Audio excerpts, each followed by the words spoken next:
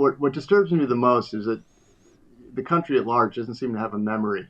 And, you have a memory, I have a memory. Remember what they said in 2020 and 2021, and now that's flipped on its head. And they don't want to look at what's going on right in front of them. And in my book, I conclude with, I don't go into the who or why. That's not helpful. I just want to establish it's happening. But what I do say is, at this point, the data that I see, clearly global governments and health authorities see the same data, and they're not talking about it. And the question is why? So there's a cover-up of something going on. I believe it's the vaccines. If anybody has another thesis that could make sense to me, I'd love to hear it. I haven't heard one yet, but it's become apparent to me that there's definitely a cover-up going on a global scale. Ed Dowd is on this podcast to talk about his latest book, Cause Unknown, which talks about the rise in excess deaths following the vaccinations that have swept across the world. He's formerly a fund manager at BlackRock. And during his time at BlackRock, he grew a fund from $3 billion to $14 billion underneath his management, which means that he actually was able to spot trends in the market and analyze data smarter and more effectively than his peers and then the general public. And if you don't know who BlackRock is, they have over 10 trillion in assets, which makes them one of the largest financial institutions in the world, only behind the US and Chinese economies. So Ed is one of the smartest financial minds and one of the smartest minds in analyzing data in the world. And the data he is analyzing post-vaccination is incredibly disturbing. And that makes this podcast heavy. But throughout the heaviness of this podcast is also a message of hope, a message of the power of the human body, the human mind, and the importance that we actually are aware of the data and understand what the numbers are showing. And we're going to do our best to just show the numbers. And if you're watching this on video, we're going to show the numbers as best we can, flashing them on the screen, and then having the actual reports in the show notes. And just show what the numbers indicate. Also offer a message of hope and not try to point fingers and make allegations. That's not the point of this podcast. It's just to actually show the reality as we see it, as Ed sees it, and offer also alternate hypotheses to explain the data, because the data is just the data, and the data comes from verifiable sources. So this is a heavy podcast, and it goes also into what the financial implications might be, which of course Ed is one of the premier experts on this subject as well. So this is a very important podcast, and I encourage you guys to listen with an open mind and also do your own fact checking, and we'll do our best to offer that. His book, Cause Unknown, has QR codes on every article and behind every fact and statistic that he lists. And so we'll do our best to do the same and honor the way that he presented this information in this podcast as well. So without further ado, podcast with Edward Dowd. Ed, glad to have you on the podcast, man. Aubrey, thanks for having me on today. Good to be here. Yeah, for sure. You know, I have to say that when I read this book, Cause Unknown, I started reading through it with some curiosity. You know, I'd listened to an interview you did with Mercola, and, you know, it sounded really compelling. And one of the things I appreciated was, you know, my father was a commodities trader, grew up in the Paul Jones, Bruce Kovner era, Commodities Corp. And so I understood the terminology that you use thinking, you know, in finance, which is your background, being a fund manager at BlackRock, you know, the largest financial institution in the world that's private, at least, second only to US and China, I believe, in assets managed, basically. But the way that you thought about it was the same way that my dad would analyze whether, you know, soybeans were going to, you know, have a strong season, or whether gold prices were going to sell off or, you know, be strong or bullish in the future. And it was a very analytical and dispassionate way that you approached all of the data. And so I deeply appreciated that. And that was kind of the mindset that I went into the book. And I want to, of course, let you talk about that mindset, but also just to share that I started reading this book on a nice sunny day out at my farm in Lockhart. And I just broke down and just started bawling. And I get emotional thinking about it because it felt like I was looking at like a slow and disconnected version of 9/11. Like all of the faces that you have in here of the people who've died and you have QR codes to every one of the articles, and you start to just see face after face after face of people who are full of life and who are no longer here, and then start to look at the statistics of, a very plausible explanation of why that might be. And it's just absolutely fucking, it's devastating, man. It's really devastating. And, we won't be able to hold the emotional gravity of this, but I just want to establish, we're going to be talking a lot of numbers and science, but one of the most powerful things about this is these are real people. These are not just numbers. Excess deaths are not some statistic alone. Every single point on that statistic is someone with a life and a history and a mother and a father and children and friends and a song that they could sing that's only theirs to sing for the world. It's fucking heavy, man. It's really heavy. I absolutely agree with you. And, as a numbers guy, that's what we did in the book. We wanted to establish these are big numbers, but they have real human consequences and real sad tragedies. And the biggest thing that really upsets me is my data suggests there was a mix shift from old to young in 21 and 22. And the tragic deaths, and we start with the athletic deaths, the sudden athletic deaths, because these are the most elite, fittest amongst us. And I wanted to show that what's going on is true. First, is it true? And forget about why. Just, suspend that. But, by showing all these individual stories from local newspapers, they don't really ever make it to the national level. We wanted to put a human face on it and really connect people with what's going on. That this just isn't some statistical anomaly caused by climate change, caused by XYZ. These are real young people dying in the prime of their life on the field. And one of the most compelling studies that was done was the Lausanne study, and it spanned 38 years, and it cataloged 1,100 sudden athletic deaths over 38 years. That's about 29 per year globally. And, I just want to establish for people who may not believe what, I believe or you believe, but there's something new going on, and it's undeniable and it's true. We can't have a month. We don't have a month now. We'd be lucky to have a month with 29 sudden athletic deaths since 2021. There are months with 90, 100, 150. And we catalog in the book 550. A bunch of the stories are featured up front, but then there's a compendium with all the stories.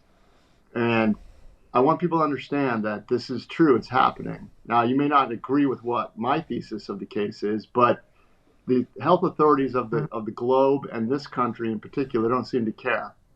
And they don't want to talk about it.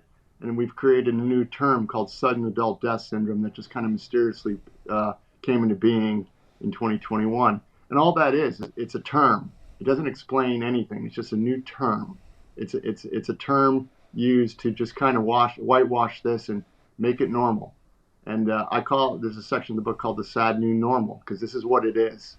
And the data that you read and the emotional way you thought about this is why we wrote the book. We want to really pound this home that these aren't just numbers. These are real people taken out in the prime of their lives. And if you think sudden athletic deaths are tragic, these are the fittest amongst us. Can you imagine what's happening to the less fit? And the numbers bear that out. So this is 9/11 on steroids. It's interesting to think about how the narrative shapes the way that we think about reality, because back in the day where if you had any ideas about hesitancy, they called it vaccine hesitancy. And again, that's a term that was used and almost weaponized in a certain way to mean that you had some kind of mental disability the way it was. But if you proposed any idea that meant that you were hesitant about the information about these vaccines and kind of resistant to the lockdown policies or whatever, people would start throwing in your face all of the deaths that occurred from COVID, and whatever you might want to say about the numbers, whether they're inflated or not, there were actual deaths that happened from COVID, no doubt about it, right? The COVID did kill some people, absolutely. And so they used those deaths to just hammer you relentlessly about anything that opposed the ideology of the vaccine. But now in the inverse, where you have clear statistics where people are dying suddenly without cause after having been vaccinated, those same arguments, which are like appeals to death, basically, they're not being used in the same way. And it's just this, it's like a flip of the way that the psychology works. Now those deaths are excusable. Just put another term and another name on it and it's excusable. It's excusable if it's sudden adult death syndrome. No worries, nothing to see here. But if it was a COVID death, like that was something that was like right in the forefront. And there's so many psychodynamics at play at the very least that make this a very difficult story to talk about in the public zeitgeist. Absolutely. And if you remember in 2020, a lot of the news channels, especially CNN and MSNBC, had tickers of the number of deaths from COVID and the cases. And you roll forward to 2021 and 2022, excess mortality is up across the globe. And it's up not a little bit, but a lot. And in 2021, we had 40% excess mortality in the group life policyholders of this country, which is corporate America and mid-sized companies. 40%. 10% is a once in a 200-year flood, is described by a senior CEO at One America. 40%, he said, is off the charts.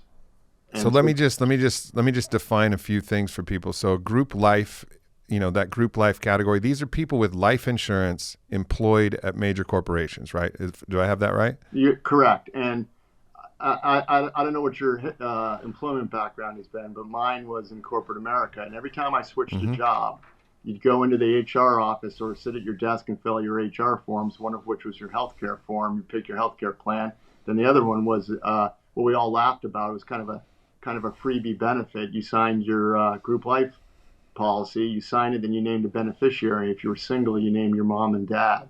If you were married, you name your wife or husband.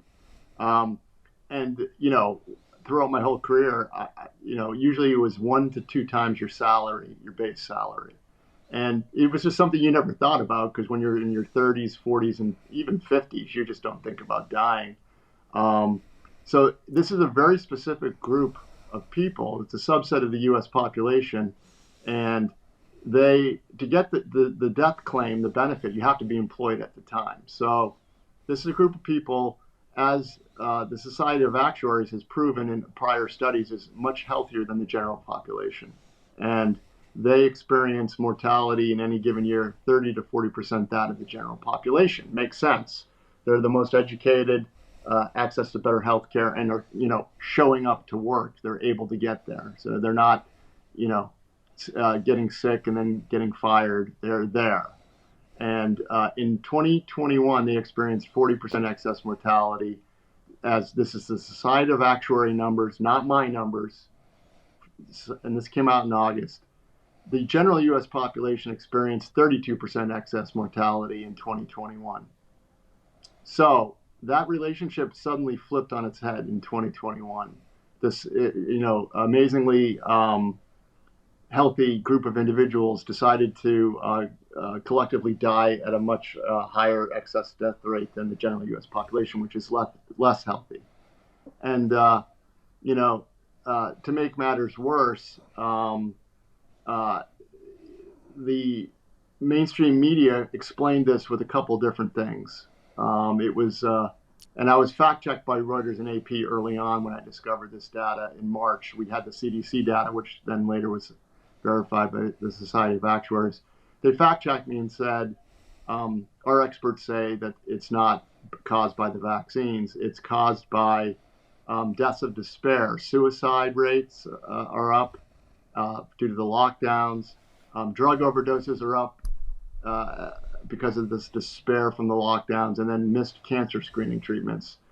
And each one of those arguments, while maybe true in a small part, can't explain why this healthy group of individuals, especially in the third quarter of 2021, the millennial age group, 25 through 44, saw a spike of 84% excess mortality into the third quarter. Very temporal rate of change spike. Your dad's a commodity trader. You probably traded yourself. It's a rate of change. It's a spike like that. I call that a temporal event. What happened in August, September, and October of 2021? Well, we know anyone who was vaccine hesitant had a gun to their head to keep their job. They had to get a vaccine. So a lot of mandates started rolling out in the summer. The revered investment banks Goldman Sachs and Morgan Stanley led the way in August. Corporate America followed, and President Biden signed an executive orders on September 9th. So there was a lot of pull forward of people that had to get the vaccine.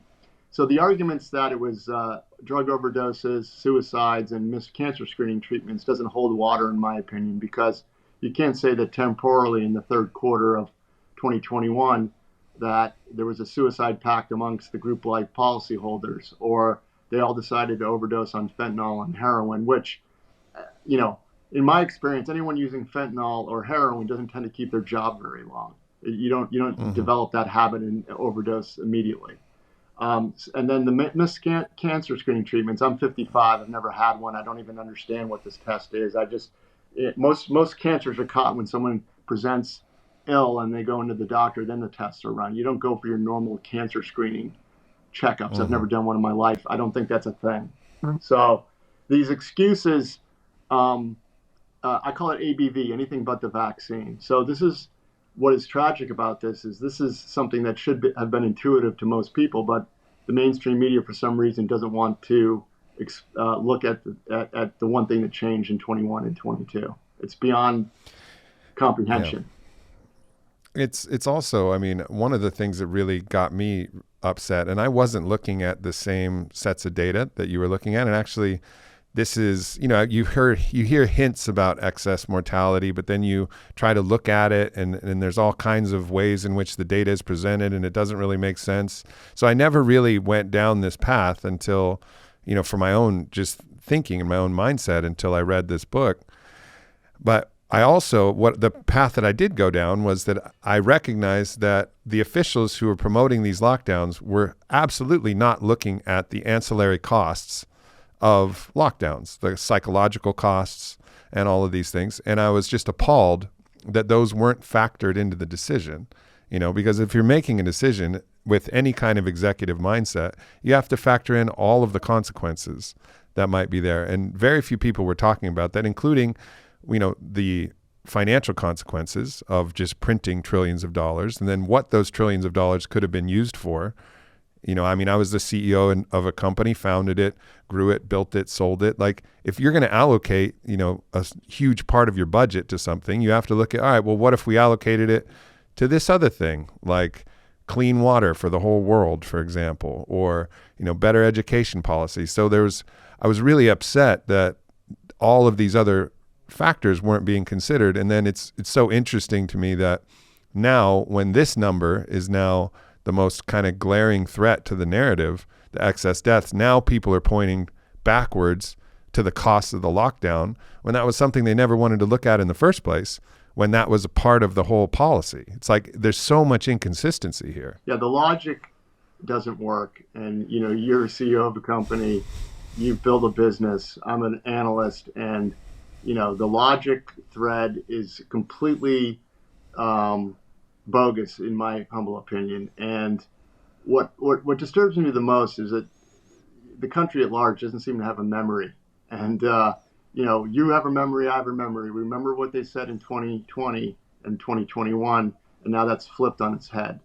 And they don't want to look at what's going on right in front of them. And in my book, I conclude with, I don't go into the who or why. That's not helpful. I just want to establish it's happening. But what I do say is, at this point, the data that I see, clearly global governments and health authorities see the same data, and they're not talking about it. And the question is why? So there's a cover-up of something going on. I believe it's the vaccines. If anybody has another thesis that could make sense to me, I'd love to hear it. I haven't heard one yet, but it's become apparent to me that there's definitely a cover-up going on a global scale, because this is one of the biggest bio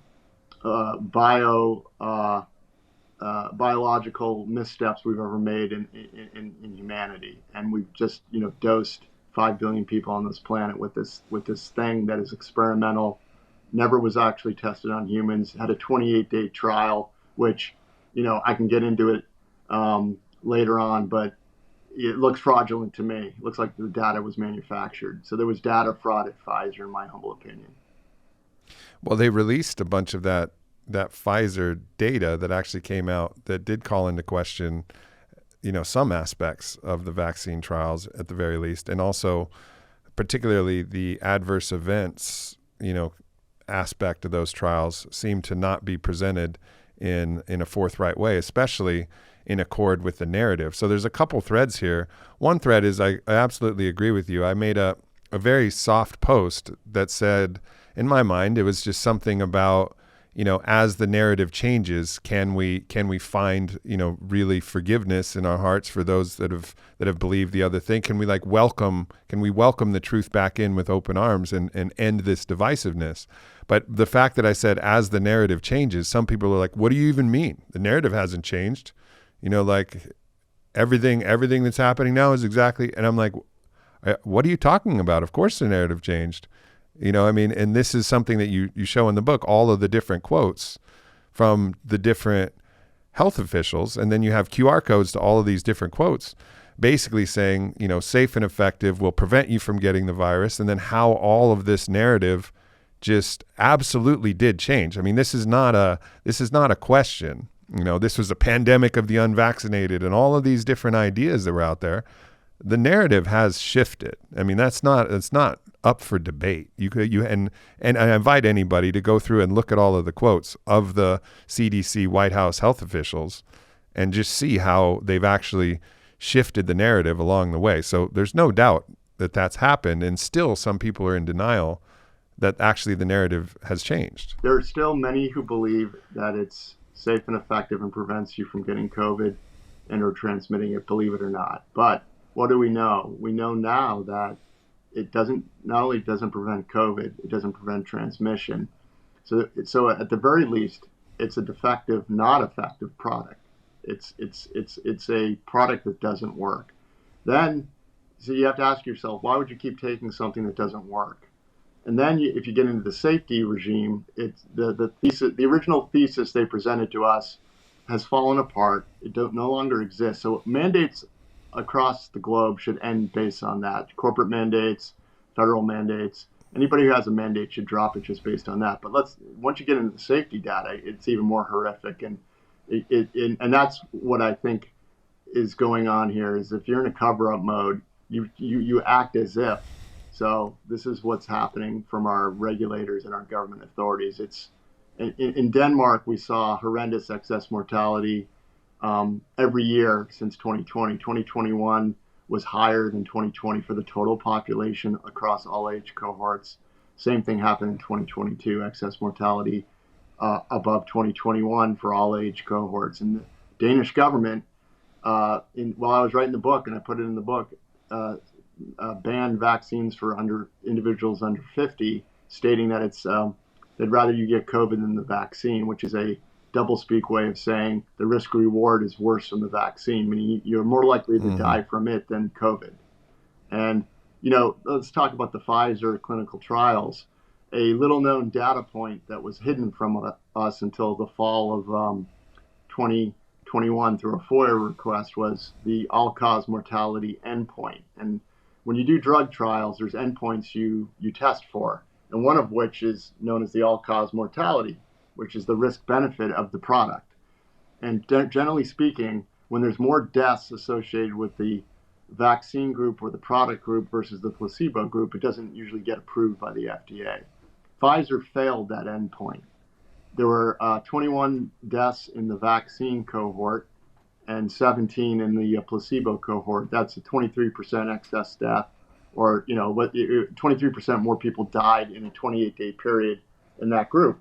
That should have shut it down right then and there, and it didn't. And when this became apparent to us in the fall of 2021, I spoke. I still have contacts in the investment world, and I have former colleagues who are healthcare analysts that are now CFOs and CEOs of biotech companies. when they heard that, they were horrified. It's the golden rule. You do not push a product that has a risk reward that's adverse at a bare minimum. So, this thing was a disaster from the get-go, and it's become apparent to me and many others that there was a military-grade PSYOP propaganda campaign that was pushed forth, and it's come out through FOIA requests that the government gave over $1 billion to mainstream media to push the vaccine narrative and censor anybody with a counter narrative, not allow them on their shows. So informed consent at a bare minimum was violated for the whole country and the globe, in my humble opinion. And that's an indisputable fact that $1 billion is trackable based on the FOIA report that the government paid to run basically an advertising campaign that was pro-vaccine. Yeah, that came out on the Blaze discovered that Emerald Robinson then made a big stink about it, and that's fact. That can't be denied. Yeah. So there's a section here in the book that actually it actually shows that COVID is getting deadlier for, as time is going on. Now, what we understand of COVID is that the variants are appearingly getting less and less deadly. And I've had some, Dr. Zach Bush was on my show, and he talks about how this is typically the way it goes. They don't get more deadly, they get less deadly, because ultimately the virus wants to propagate. And if it's killing its hosts, then it actually is counterproductive to the way that nature actually wants to work. So it actually, the incentive, biologically, and this is his opinion and his medical opinion, is it's going to get less and less deadly. And Omicron, of course, seemed to be the mildest of the strains and cases that we got. So we have this general idea that COVID is getting less deadly the more variants that roll out, at least of what we've seen so far. But there was some statistics in here, if I read them correctly, that showed that actually COVID is getting more deadly, particularly in children, than it ever was, which is a very interesting statistic as well. Yeah, so you talk to any virologist, epidemiologist, they'll never tell you that there's a virus that changed and morphed from killing mostly old to young in the second year of its evolution. And what's apparently started to happen, if you believe their narrative, is that COVID's becoming more deadly for younger people. So the virus seems to really only want to go after younger folks in 21, 22, and employed folks. So it's a very smart virus, apparently, that we've never seen on the planet before. And in the book, I talk about what happened in the UK. In the UK, excess mortality went down for age groups 1 through 14 during the lockdowns, and that makes sense because one of the greatest causes of death in that age group is accidental. So less activity would augur a decreasing excess mortality. And that did occur. Then the lockdowns were lifted, and excess deaths for the UK children continued to go down. Then mysteriously, when the vaccine was introduced in November of 2021, excess deaths started to go back up. So, again, I use deductive reasoning. Something changed. The only thing that changed was that vaccines were introduced for children, age groups 1 through 14. And again, anybody who's out there in the scientific field who wants to argue with me that the virus decided to go after the younger folks later on in the pandemic, when we all know that the strains are becoming less virulent, I'd love to hear that argument or see that peer review paper. So again, what I do as an investor is I have an analyst mosaic. I use deductive reasoning, and the data is suggesting the vaccines are the cause. And I use different databases, different studies, and they all point in the general direction. Once the vaccine's introduced, young folks start dying.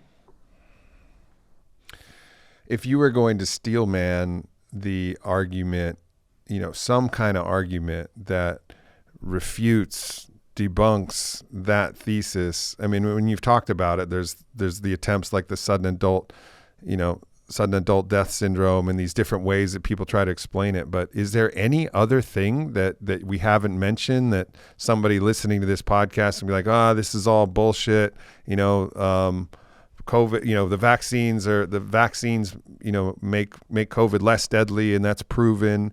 And there does seem to be some statistics about that, where actually getting vaccinated in certain analysis of data has made it less deadly for certain subsets, not children, obviously. I think you've shown that conclusively here in the book.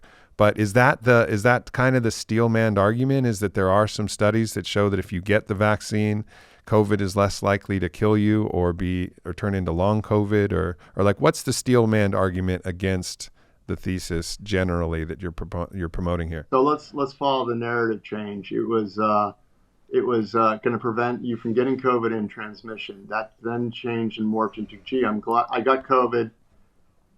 Public politicians and public officials would say, I've got COVID, and it's bad, but it would have been a lot worse if I didn't get the vaccine. That's one of those marketing terms, it seems to me. I've actually called out on many shows. I'd love to see a peer-reviewed study that it actually does prevent hospitalization. Haven't seen that yet. And any data that's out there would only probably benefit the old folks, because we are seeing that older folks are dying at a lesser rate than younger folks. But that could be also because of pull forward of the numbers in 2020 from people who were mostly old, who got wiped out. But and we did see a declining excess mortality in old folks. But once vaccinations were introduced, older folks started their excess deaths started rising again. So the argument that it prevents serious hospitalization, I think, is a straw man argument. And until I see some real evidence or a study on that, it just seems like a narrative change to me in a marketing tool. That's number one. Mm-hmm. And then the other thing I hear is long COVID. Long COVID is causing these excess deaths. Now, the interesting thing about long COVID, is it a real thing? It is, but it's usually real for people with all sorts of health problems as well. And doesn't have a clinical definition yet, which I find curious. And there was an article written about long COVID causing a labor shortage. And that article mysteriously appeared after my testimony to Senator Johnson, saying that I believe a lot of the labor shortage is due to disabilities from the vaccine.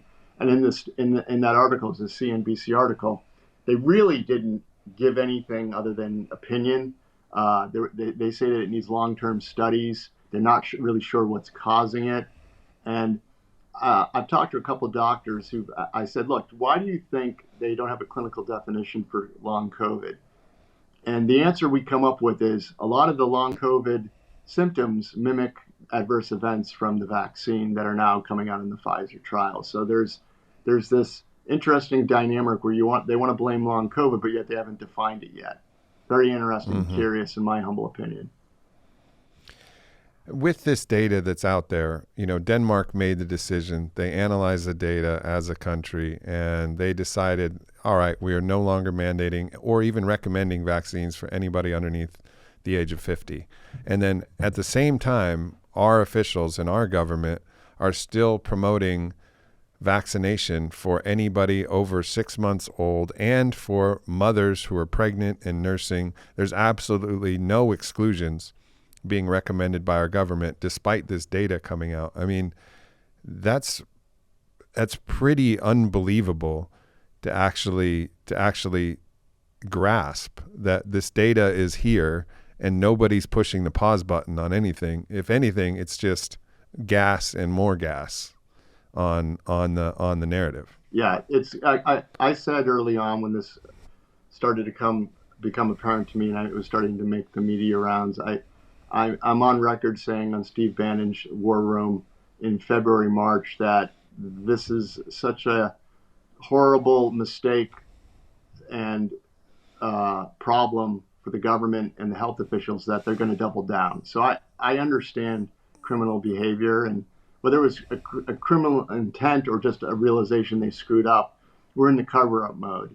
And this is what you do in cover-up. I've seen this in corporate fraud after corporate fraud. When the fraud starts to unravel, the CEO of the company doesn't go, oh, you caught me, guys. What he does is he continues to act as if, and he would call his favorite shareholders and whisper sweet nothings in their ears and beg them to hold on to the stock as it's cascading lower or buy more. and he would lie all the way until the regulators would, arrest him. So I've seen this before, and it's tragic. And what's even more ridiculous is the U.S. Used to lead on health issues. We were the leaders on health issues. And my two partners at my hedge fund that have done a lot of the analysis of this data said to me, Ed, why is the U.S. not the leader in this issue? And I said, good question. They're from Portugal, and they're just horrified that the U.S. health authorities are not leading like Denmark. I mean, we've got a small country of Denmark. It has to lead. And unfortunately, they're small, and they don't have the clout nor the media attention that they deserve. But they didn't admit what's going on, but at least they care about their citizens enough to stop the program and kill their young, most able-bodied people amongst their population and or disable them.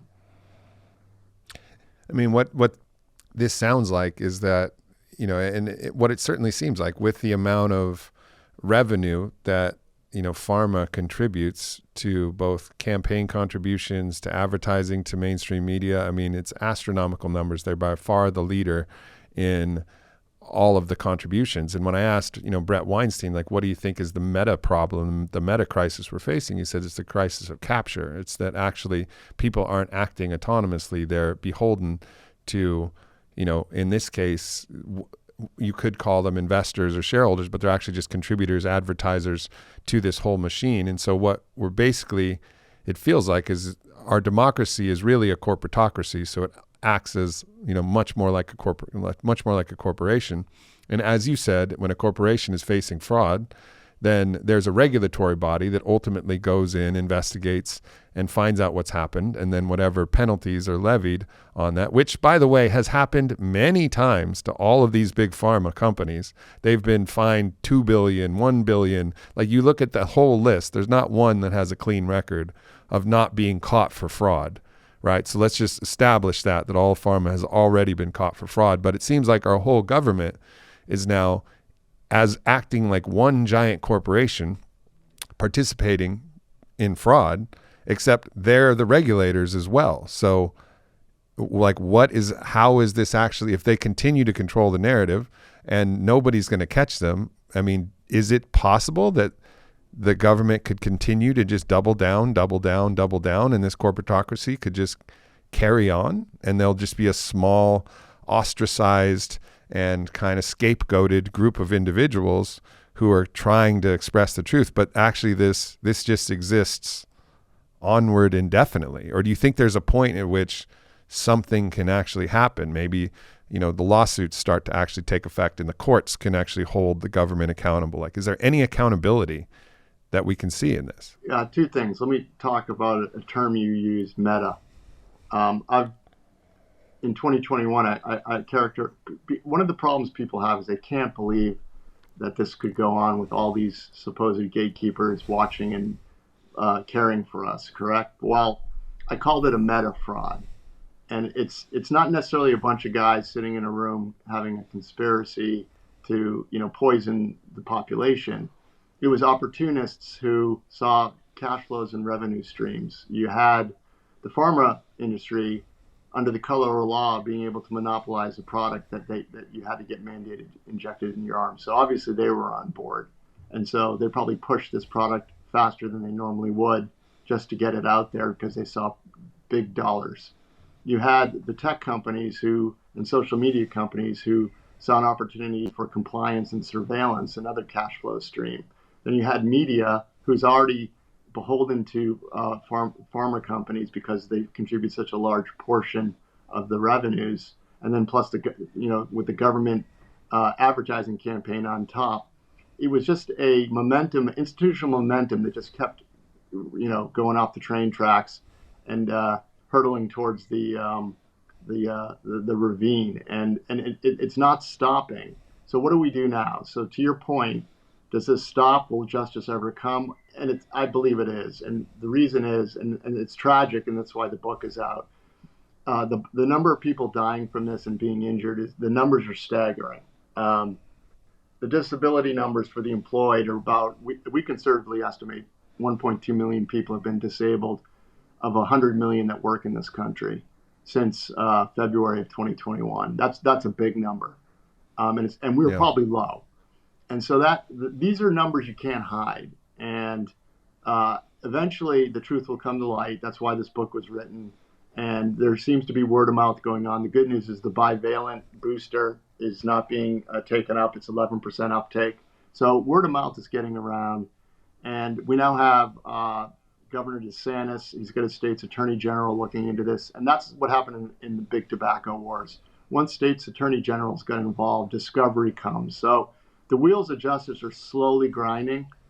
The problem is that as the powers that be double down, it continues to kill people. So the message I'm trying to get out is just stop taking this booster. It doesn't work. Number one. Number two, you're at huge risk. So I believe a lot in markets and the marginal mind. So I believe there's a tipping point coming and an awareness. And when it comes, it's going to have grave implications for, all sorts of institutions, and a lot of chaos might unfold. But the chaos will be necessary to get us to the other side, which is kind of a Truth and Reconciliation Commission, a rebuilding of institutions based on integrity, and tearing down all the incentives for profit that seem to have crept into our government institutions. So we have to remake the system, and it's going to take some time and chaos. But that's kind of where I think it's going. And it's kind of a grassroots campaign at this point, but it's starting to slowly get into the body politic. I was happy to go see Senator Johnson and say what I said.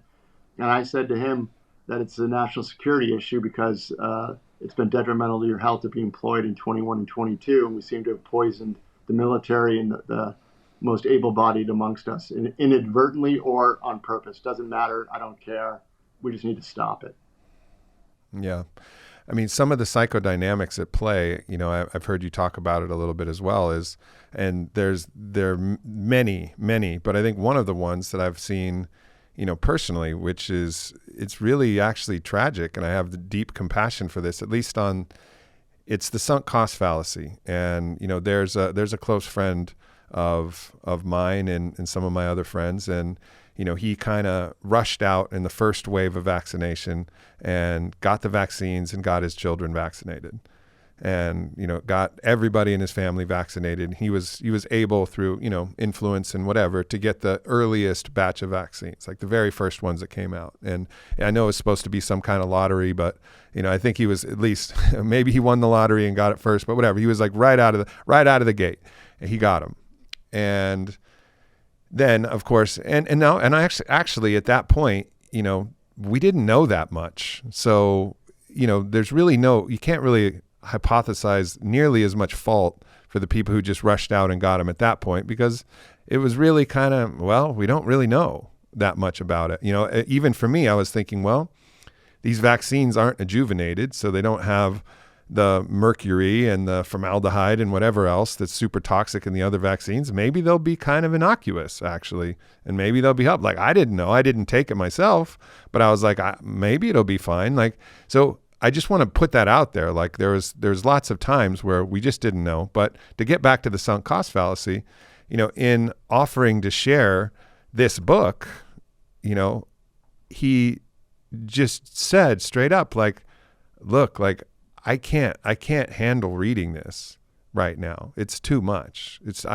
I'm vaccinated. My kids are vaccinated. Like, I can't bear to actually look at this. And it was like, there was a deep compassion in that. And of course, I'm not going to like shove it in his face, because this is something that's very hard to grapple with. And so many millions and millions of people are in this position where they've vaccinated themselves, and then they have to realize that they might have done some damage to their health, or they vaccinated their children, or they've encouraged the general public to get vaccinated. So it's a huge ask to actually ask people to grapple with these facts. So they're going to want to see, they're celebrating and championing the double down of the narrative because it's protective to their own psychodynamics. Yeah, the sunk cost fallacy is a real thing. To your point about the early days, I mean, I had suspicions of what was going on. I personally know a lot about healthcare and how drugs are approved. So I and the fact that it was a new novel technology under warp speed. My personal view at the beginning of this was, I'll wait. I'm not taking anything new. Uh, Right. I was like, I'll let other people want to be experimented upon. And then quickly we started hearing anecdotes. Now, given where I am with my knowledge, I'm divorced. I have 3 kids and an ex-wife, a wonderful mother of my children. They took the doses, the initial dose, and I tried to talk them out of it, but I didn't have the data I have now. This was June of 2021. But I will say they didn't buy into the sunk cost fallacy, which is once they realized what was going on, um, they've stopped. No more boosters, thank God, and they don't feel bad. And I offered them hope. Here's the hope for people who did get vaccinated that haven't had any side effects or feel fine. Um, it seems to be that there were some hot doses that went out there, different lot doses that killed more people than others. There's also the fact that they manufactured this so fast, and the storage has to be very cold. And a lot of the Mm-hmm. implementation of this vaccine was poorly done. A lot of these people weren't trained properly. So if you went to your local Walmart or a Walgreens and got the jab, if it was left out too long, it degraded and you didn't get the spike protein. It just wasn't able to take. So, and also they didn't shake the doses. So they came in 5-dose vials. So if they didn't shake it and you were the first dose out of that bottle, you didn't get all the stuff that was supposed to work. So there's a lot of hope that you didn't actually get what you thought you got, and you got some sort of goop in your arm that was degraded. So there's that. I want to offer that hope to people that. Yeah, and that's something that I had a podcast with Dr. Aditi Bhargava and actually Kyle Warner, who he appears in one of the articles. He was a mountain bike racer, and the podcast is called The Inconvenient Injured, and it was basically a couple people who'd been injured, including Kyle Warner, and how they were treated in the hospital when they came and said, "Look, I got vaccinated and I have problems. My heart's, I'm having this condition in my heart," and they were kind of shunned and thrown away. They actually told him that maybe he should go home and try to take a shit, like he needed to have a bowel movement. Just like ridiculous the way he was treated for this thing, and wouldn't file the difficulty in filing the VAERS reports, and also the fact that filing a false VAERS claim is a federal offense. So all of these VAERS numbers, which is the Vaccine Adverse Event Reporting System, they're already astronomically high, but potentially only, one study said it might only be 1% of the actual. And so there's massive amounts of things going on. But we also had Dr. Aditi Bhargava, who echoed some of the same sentiments that you said, that especially the cold storage, if the vaccines weren't kept cold in manufacturing and transport all the way through the thing, the vaccine would degrade, and you would be getting something that was little more than just, water with different other, innocuous particles. So that's one aspect of it. And there's also the other aspect of where and how it was injected.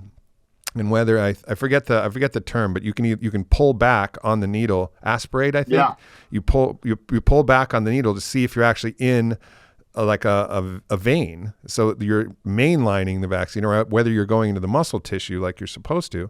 And they were actually given guidance not to do that for whatever reason.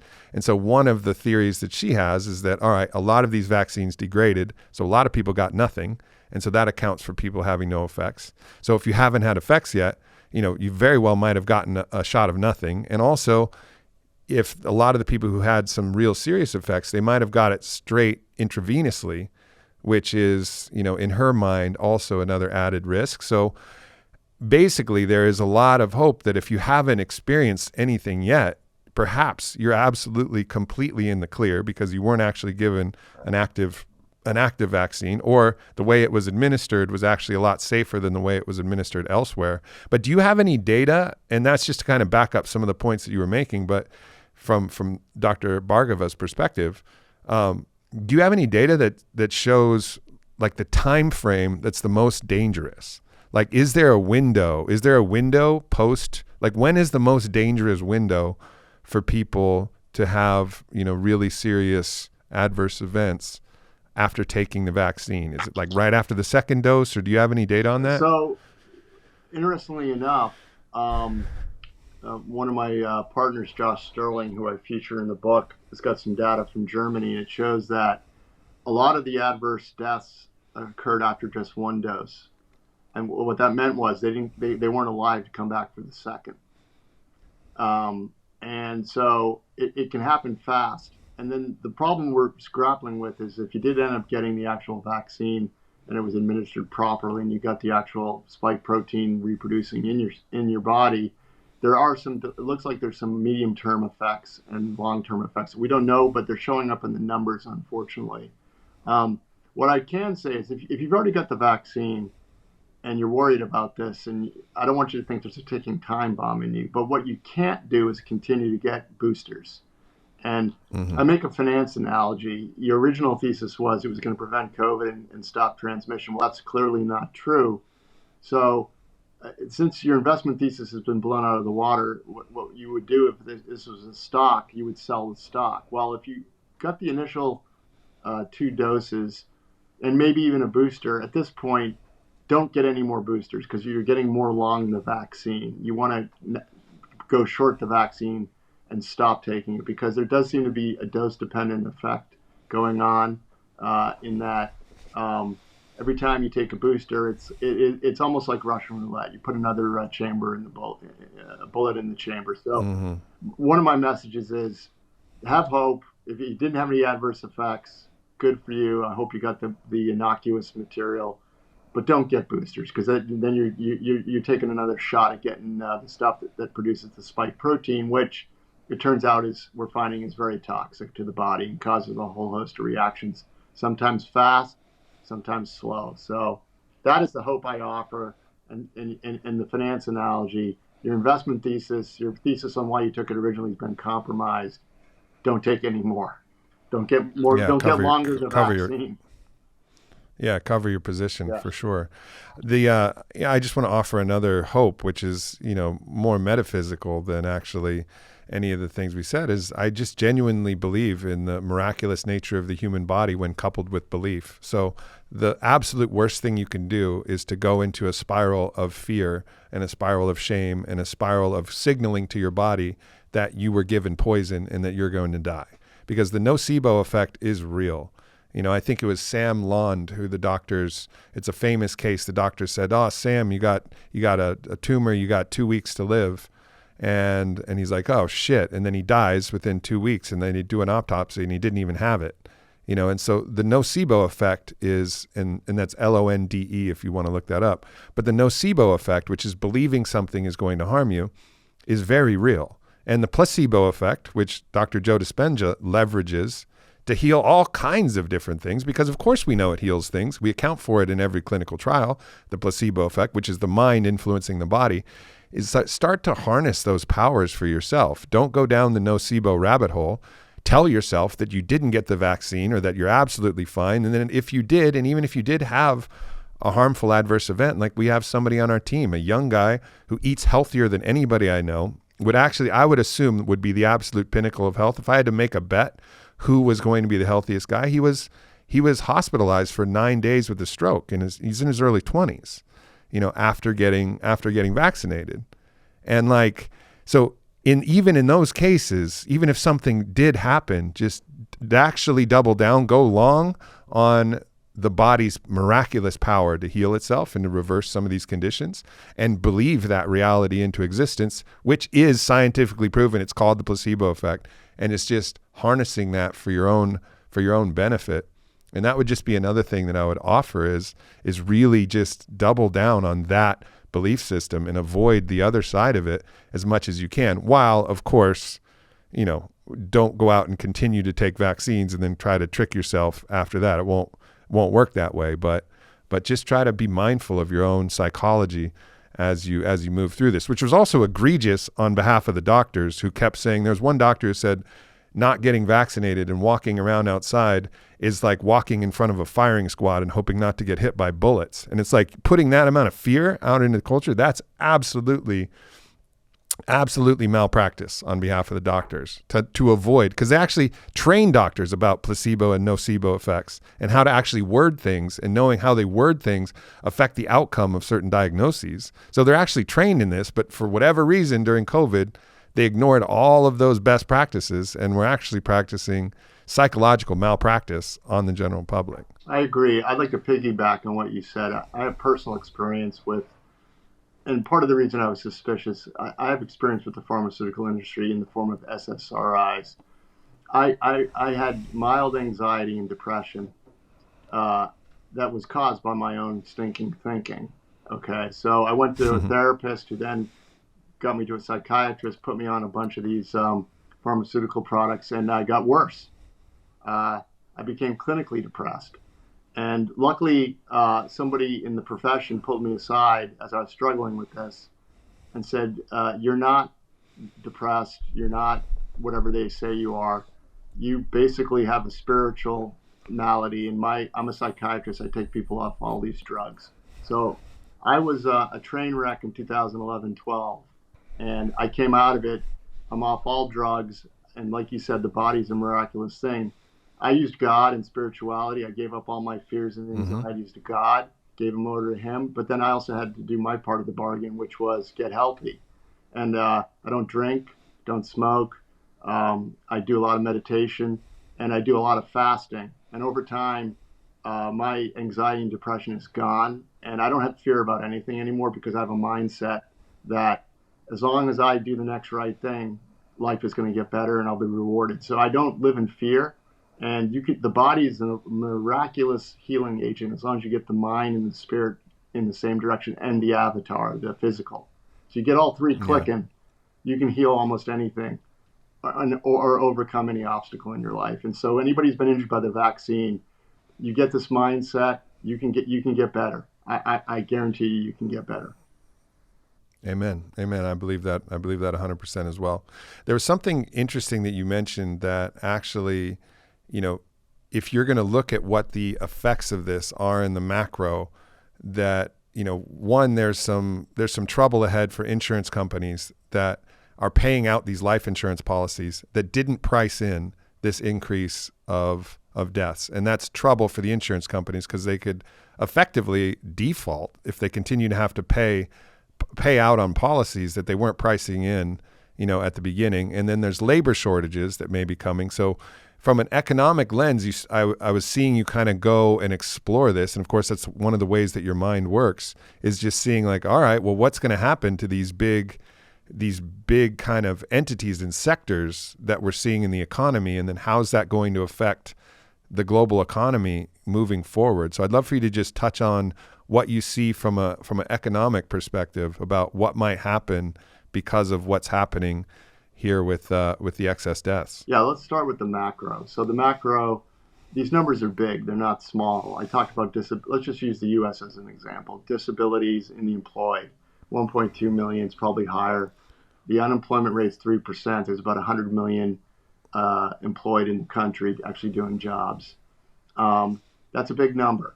So a lot of the wage or the help wanted ads and labor shortages you're seeing are not the Great Resignation. They're not, millennials getting lazy or people going on disability just to collect a check. It's actually happening, and it's going to affect our economy for years to come because with labor shortages, that's wage inflation. So inflation's kind of here to stay. There'll be periods of deflationary bouts with inflation, but we're going to have labor shortages, and that augurs poorly for all sorts of goods and services that we've taken for granted. And it's going to cause supply chain breakages, which we're already seeing. I'm hearing anecdotal stories from radiologists who've heard what I'm talking about, and they say, yes, we have a shortage of radiologists because the hospital industry was mandated fully to take these jabs. We're not able to get to these MRI, CAT scans in a timely fashion, so diagnoses are being delayed. So you just start to multiply these little things across the economy. Our world's going to change slowly. And one of the examples I offer on Maui is my Audi A6 was hit at a stop sign and it was a fender bender. My radiator was damaged, but it wasn't like junk the car kind of damage. I could have gotten it fixed, but because of the labor shortages in the auto body shops and the part shortages and the shortages across the food chain, the decision was made by my insurance company to junk the thing. After this, July 14th was the accident. In November, I got my check for way more than the car was worth because they can sell it for parts. And this is kind of the strange things we're going to see: empty shelves, just shortages of all sorts of first responders. It's going to kind of become third worldish in a way, if that makes sense from a macro standpoint. And then you go down to the industries. Obviously, the insurance companies are still asleep at the switch. I was listening to their Q2 conference calls and Q3 conference calls. And on Q2, they had predicted excess mortality would start to go down and get more normalized as time went on. But that's not happening. So in the most recent quarter, a couple of companies had some really bad results. Lincoln Financial, which is a big insurance company, when their stock price went down 30% in a day. And if you know anything about insurance companies, that kind of volatility does not happen. That's like a tech stock blowing up. This does not happen to insurance companies. It went down 30%. They had to issue convertible conferred bonds to recapitalize. And they got in trouble because they got their excess mortality assumptions wrong. And they have a policy called universal life, which is you're allowed to lapse the policy. Their lapse rate assumptions are off because people are not lapsing the policy. They're hanging on to it. Why do you think statistically more people are hanging on to it? Because they're getting sick. And so Lincoln Financial is just, I think, the Bear Stearns of the financial crisis before Lehman. So Lincoln Financial is a harbinger of what kind of pain is coming for insurance companies, unless they wake up, and they don't seem to be.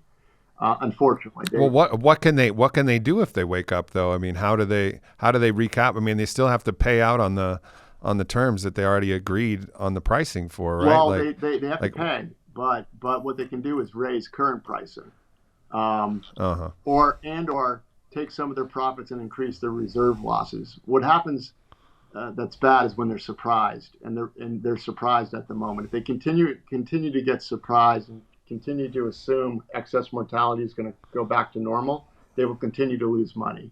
So they don't know how to price their product at the moment. That's a big problem. Yeah. That's their job, is to price product. So I mean, if you were still at BlackRock and you had an investment thesis, the thesis would be to go short these big insurance company stocks at this point, shorting right? is difficult, as you know, but yeah, I would if I was a long only manager at BlackRock, I would own 0 insurance companies, and I would stay away from anything that's affected by labor shortages, and any business model that had labor as a big part of their margin structure. I'd be thinking this way. I want to only own businesses that have not a lot of employees, that have strong, this is that's my brain just starts going. Yeah.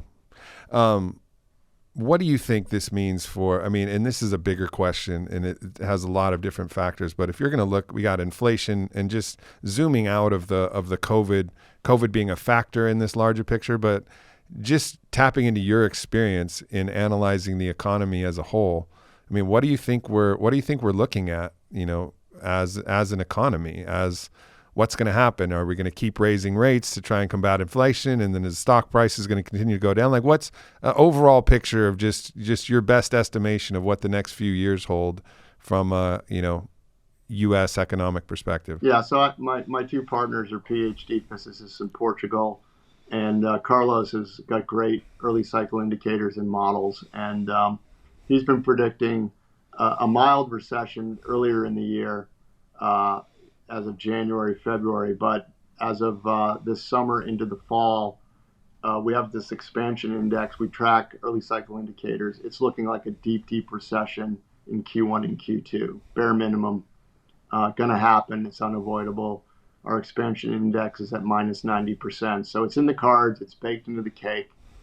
You don't even need Carlos and his economic cycle indicators to tell you that, because historically, when the Federal Reserve goes from 0 up 400 plus basis points in less than 9 months, you can look at the Goldman Sachs financial conditions index, and it's risen by 400 basis points. And every 1% move in that index usually takes 1 to 2 points of GDP off the economy 9 to 12 months out. So what's going to happen is baked into the cake. We're going into a hard, deep recession in Q1, Q2. Whether it's turned systemic, I don't know. Systemic means some big financial institutions fail as a result of it, and then there's a daisy chain effect. But it's going to be like the 1990 recession or the 2000, 2001. The great financial crisis was systemic, but it's going to be hard and it's going to be deep. And we'll see what happens coming out of it. But one of the other things that I worry about is we kind of seem to be at the end of the dollar reserve system, because we saw some anomalies go on that we've never seen before. This has been the first commodity cycle. We had a 200% advance in the CRB in a very short amount of time since the Fed money printing. But what also we saw was the dollar going up at the same time. And if you know anything about commodities cycles, they only go up when the dollar is declining because of credit creation. We've had these two go up at the same time.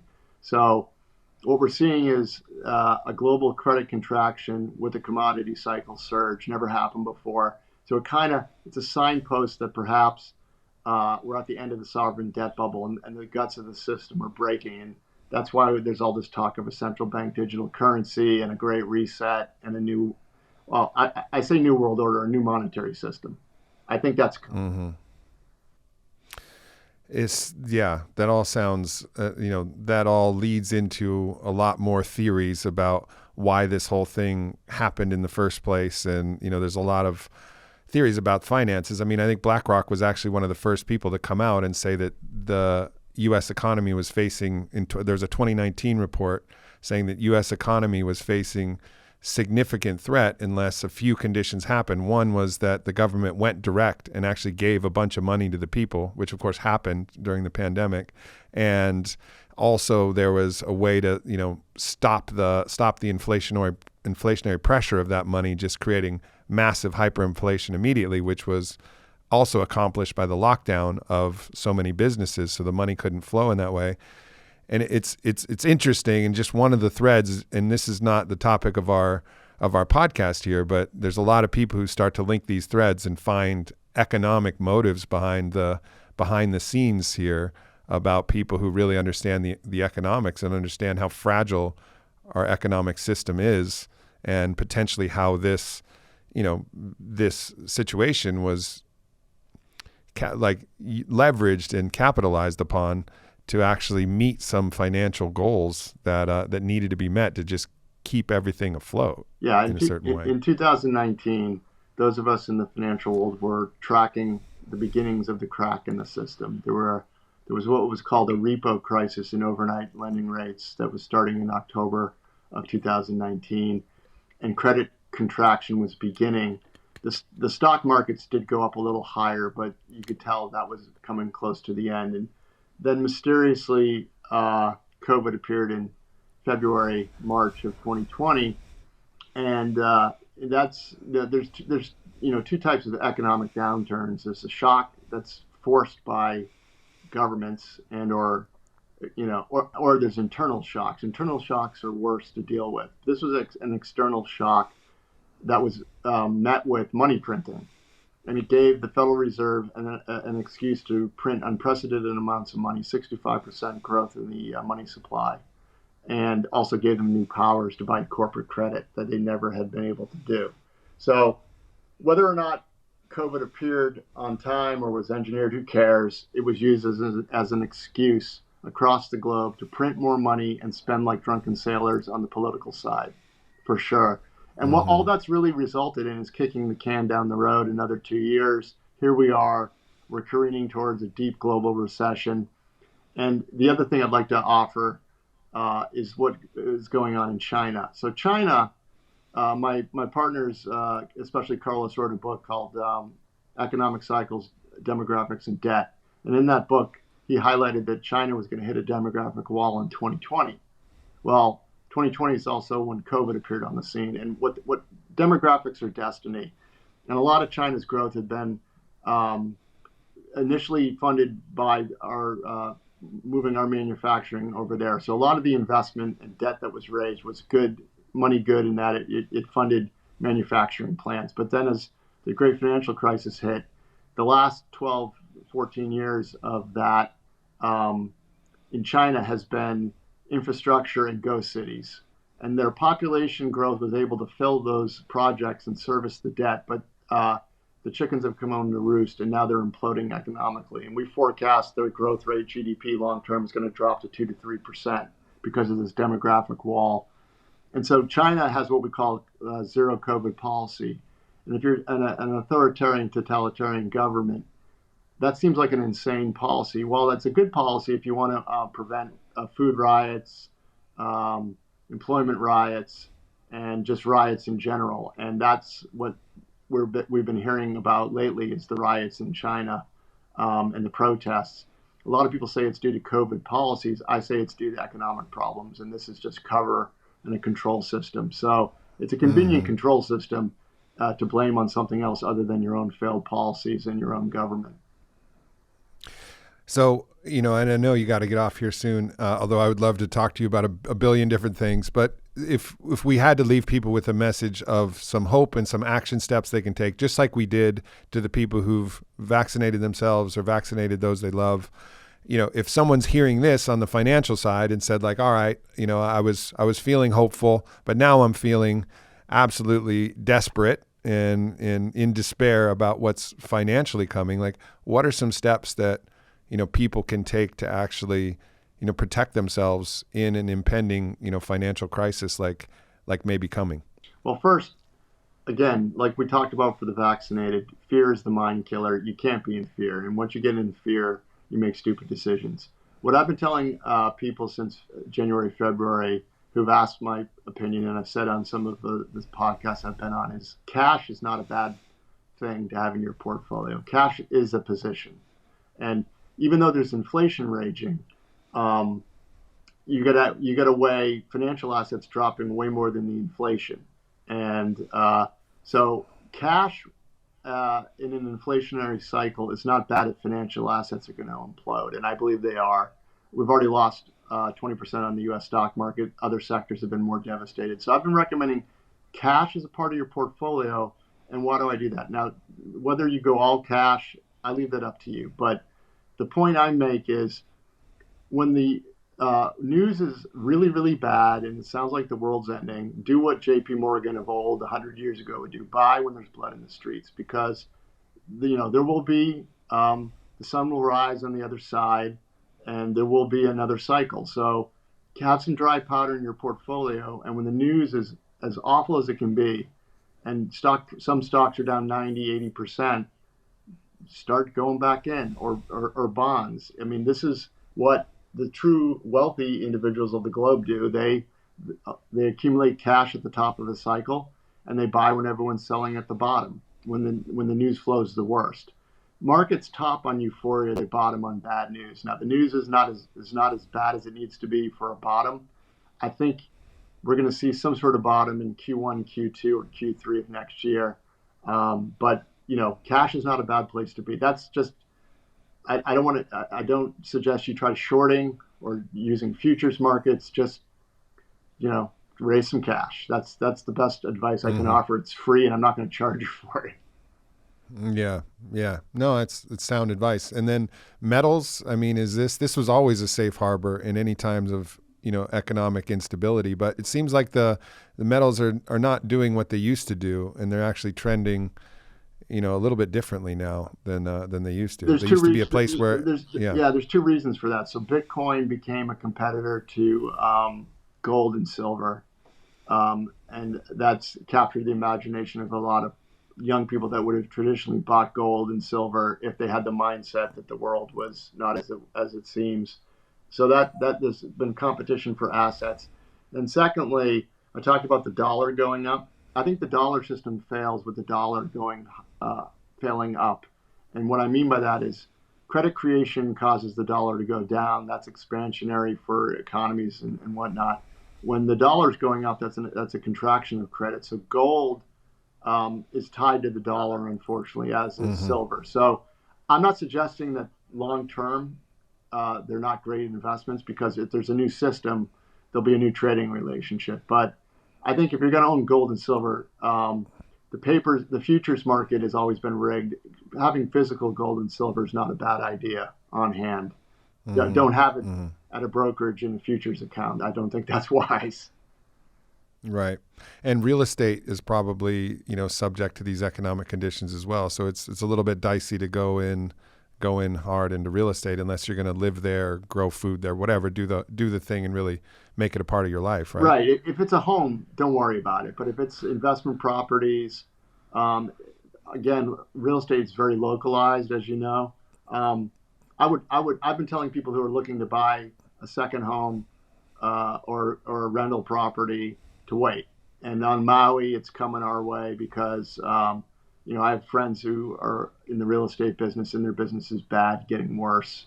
So prices are stubbornly still high because the sellers haven't figured out yet how bad it's going to get, and there'll be a clearing price pretty fast sometime next year. So be patient. Real estate's stickier than the financial markets because sellers always think that their home is special. So wait, it's coming.